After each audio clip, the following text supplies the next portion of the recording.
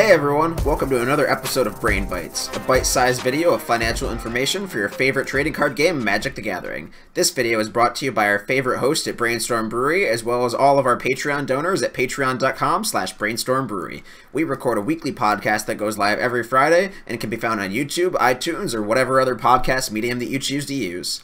Today we're going to be talking about arbitrage, and that's a term from standard real-world economics that basically means that you're buying something and then selling something at the same time or around close to the same time period based on a difference in two markets that exist in that moment. So if you buy one stock at $5, then you immediately sell it to somebody else for $6, that's arbitrage. Or if you buy something from one town for a couple bucks, then you drive across the street and sell it to a different pawn shop for more, that's arbitrage. And what that means in Magic is you can sometimes find cards on the floor of a GP with this situation. So if one vendor has a card in their display case for $10 and then another vendor has it on their buy list for $12, then there's an opportunity there to be made. So you can buy all the copies of vendor A for $10 a piece, walk them 20 or 30 feet away, and then make a few bucks per copy just based on the fact that one vendor is trying to get rid of a lot of copies and one vendor really needs them. And the fact that those two vendors haven't really conversed or haven't really had this conversation, because they could theoretically just cut out that middleman if there was a lot more communication between those two vendors. So why and how does this happen? Well, some vendors might just have an overstock of that card, so they might just be fire selling them a lot quicker. They might have picked them up way too many. They might just not need them. They might not be able to sell that card in their local area. For example, some vendors at GPs focus highly on commander stuff, and they're just at the GP to sell a lot of their competitive staples. Their modern stuff, their standard stuff, those are cards that they might be looking to move a lot quicker. And this vice versa might be true for a different vendor who really excels in their local scene at standard and modern, but they're trying to move all of their high-end commander foils or all of their reserve list foils or just things that are really sticky and hard to move locally, so they might underprice them at a Grand Prix. So that's definitely something to look out for. And the reason that we're talking about this video, and the reason that arbitrage has been talked a lot in the Magic community in the past 6 months, is because there's been a lot of opportunities to make money across international markets. So European masterpieces have been a big topic of the past 6 months. This past summer, when Sol Ring, Mana Crypt, and all of the other Kaladesh masterpieces started to go up in price in America, because there was understood that there was a big difference in price in Europe. So a lot of finance people who paid attention to both markets were able to buy up a lot of Sol Rings, a lot of Mana Crypts, and a lot of other Kaladesh and Eighth Revolt masterpieces from Europe, and then sell them for a lot more in the Americas, where they understood they can make a lot more money off of them. So Sol Ring ended up at around $200, Mana Crypt ended up at around $170, while these were being bought over in Europe for maybe 60 or 70% of that price. Another example are commander foils, so things like Patriarch's Bidding and Shared Animosity. A lot of these cards jump up in price in America with the spoiling of the Commander 2017 products that were tribal focused, but Europe or Japan or Asia or these other markets didn't really experience that same growth because Commander isn't as big of a format over in countries that aren't America.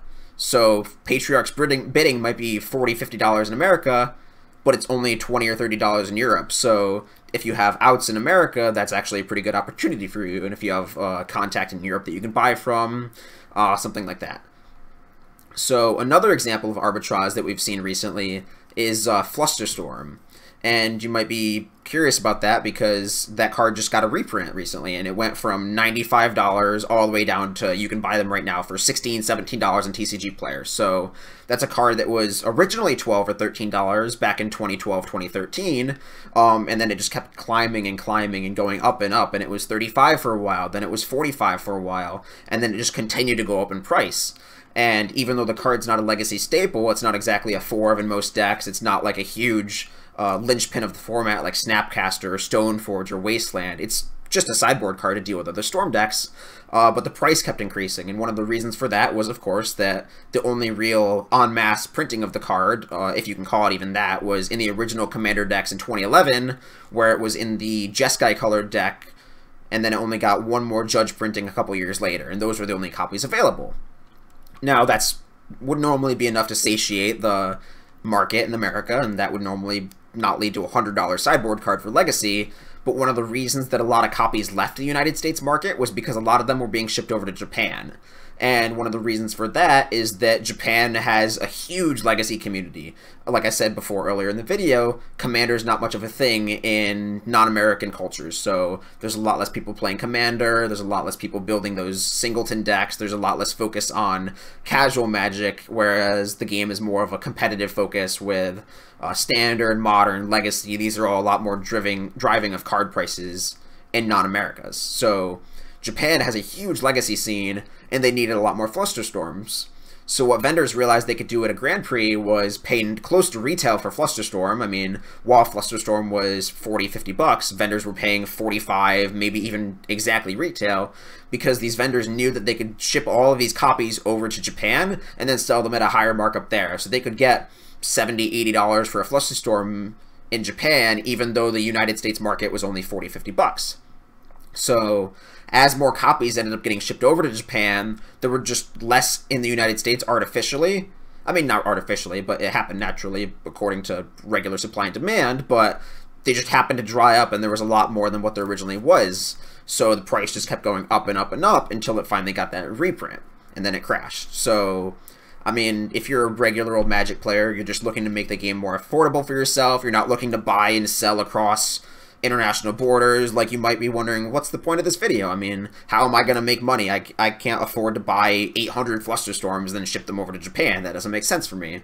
Well, there still are opportunities for regular players to arbitrage, especially for those Commander players, because, like I said, Commander is not much of a thing in the international markets. Like, you can find a lot cheaper copies of these foils or these EDH staples a lot cheaper overseas than you would in America. So, I mean, Chromatic Lantern's a good example where it's a $14 card right now, even after that 2016 reprint, even after the Masterpiece reprint. I mean, it's a card that no matter how many times it gets reprinted, it's going to keep going up in price.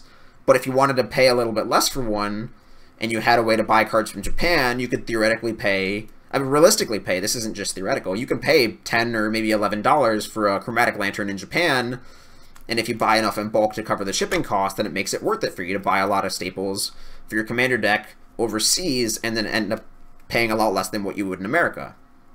And we can go even further with this by talking about non-English cards. So cards that are Commander staples, like Reese the Redeemed, like Perforos, like Ristic Study, like all these other Commander staples that don't see play in other competitive formats. And if you're looking for the cheapest version available and you don't care about language, you don't care about condition, you just want the cheapest copy that will be legal to play in your Commander deck with your friends, then it's really, really easy to get cheaper Commander staples by buying the non-English ones from overseas. So if you go to a Japanese store online and you pick up you fill your cart with non-English Reliquary Towers, non-English Chromatic Lanterns, non-English Ristic Studies, then you're going to pay a lot less. And I mean, pretty significant decrease, like 20 or 30% less than what you would for an American copy. And I mean, there's ups and downs to this. The upside is that you get to pay less for your products, but the downside is that if you're playing Commander at a multiplayer table with other players who aren't as experienced in Commander or who are less versed in knowledge of cards, then they might not appreciate you playing with cards that they can't themselves read, even if you can pull it up on your smartphone and show them a picture of, hey, this is what Ristic Study does, or hey, this is what Perforos does. I think a lot of this, the benefits of this come with playing cards in non-English that are either easy to read, or that just help out your mana base, or cards that are pretty simple, like, again, Chromatic Lantern. But it's probably less of a good idea if you have a pretty complex or complicated Commander like Reese the Redeemed, where it's got a reasonably large amount of text, and then you're constantly telling other people, well, this is what my Commander does, this is how it works, this is how much it costs, this is exactly what this card does. It might be a little bit more of a headache than what's worth for the $5 discount. So if you're interested in arbitrage, you can definitely get a lot cheaper cards overseas and then end up playing with them in America for a lot less price. If you enjoyed the video, be sure to hit that like and subscribe button as a free way to support the cast. Be sure to check out the rest of our channel for more magic, finance, and maybe a little bit of comedy if Jason's up to it. Thanks for watching, and I'll see you next time.